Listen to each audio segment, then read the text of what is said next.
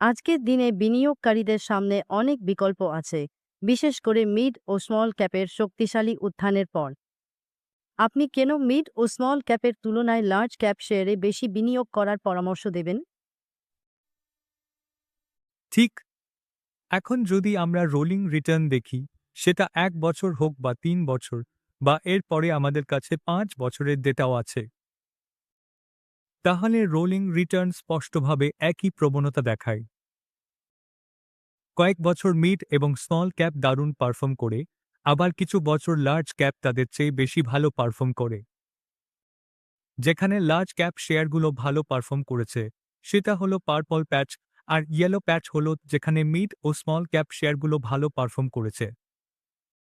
তাহলে বাম পাশে আমরা স্পষ্টভাবে দেখতে পাচ্ছি, গত ১ বছর বা তারও বেশি সময় ধরে লার্জ ক্যাপ শেয়ারগুলো ভালো পারফর্ম করতে শুরু করেছে।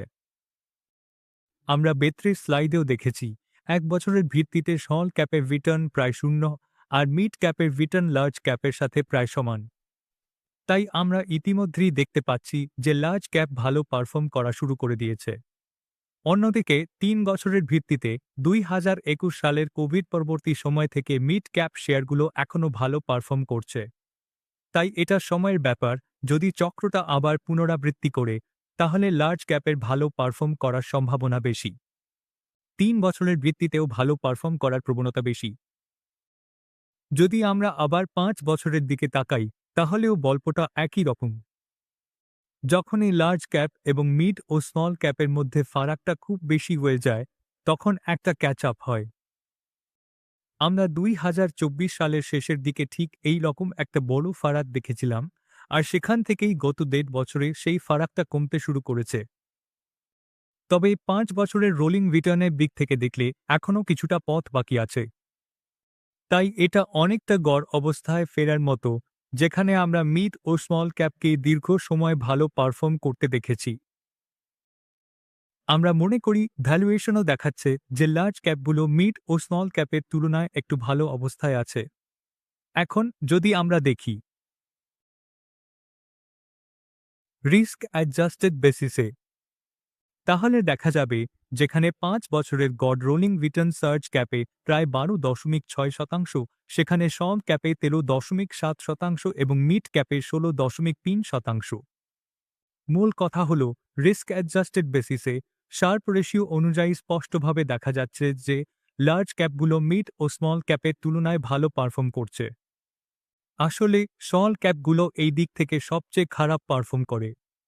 তাই দেখা যাচ্ছে যে রিস্ক অ্যাডজাস্টেড রিটার্ন এখনও লার্জ ক্যাপে অনেক বেশি ভালো।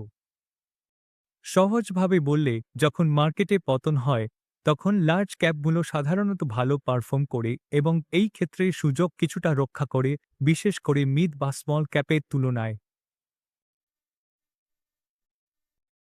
গত কয়েক বছর ধরে আমরা জোর দিয়ে বলেছি, দীর্ঘমেয়াদী বৃদ্ধির দিকে দেখলে ১, ৩ বা ৫ বছরে রাজস্ব বৃদ্ধিতে বিশেষ ফারাক নেই। মিডিয়ান অনুযায়ী সব ক্যাপের মধ্যে খুব একটা পার্থক্য নেই। তাই গড় হিসেব দেখলে তা বিভ্রান্তিকর হতে পারে। তাই এখানে আমরা মিডিয়ান নিয়ে দেখেছি এবং সেখানে লার্জ, মিড আর স্মল ক্যাপের মধ্যে তেমন কোনো পার্থক্য নেই। গত ৪-৫ বছরের চিত্রটা এখানে স্পষ্ট। মিড ও স্মল ক্যাপের লাভজনকতা খুব নিচু স্তর থেকে বেড়েছে, আর সেখানেই আমরা দেখেছি যে মিড ও স্মল ক্যাপের প্রফিট গ্রোথ অনেক ভালো হয়েছে।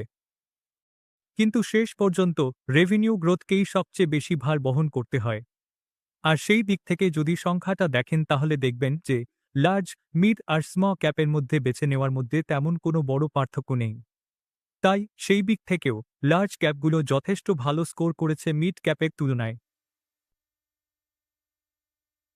মিউচুয়াল ফান্ডে বিনিয়োগ বাজারগত ঝুঁকি সাপেক্ষ। যোজনার সঙ্গে সম্বন্ধিত সকল দস্তাবেজ মনোযোগ সহকারে পড়ে নেবেন।